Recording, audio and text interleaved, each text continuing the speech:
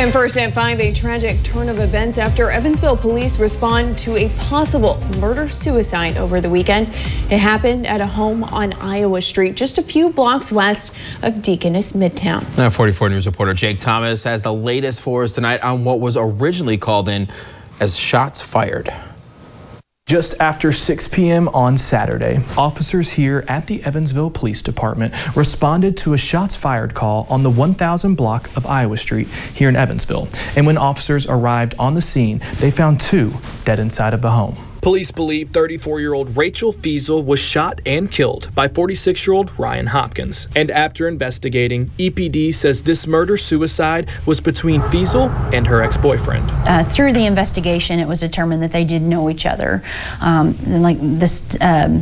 It was an ex type of situation. This wasn't just a random someone just went into some random house and shot somebody, that they were familiar with each other. Officers say they arrived to the scene of the crime after Feasel's 10-year-old daughter called 911 while inside of the home, reporting that her mother had been shot. And just a few hours before this call, EPD was at the house in response to Hopkins vandalizing a truck at her home. She had borrowed a truck from someone, and that her ex was outside vandalizing that truck, and he was not there.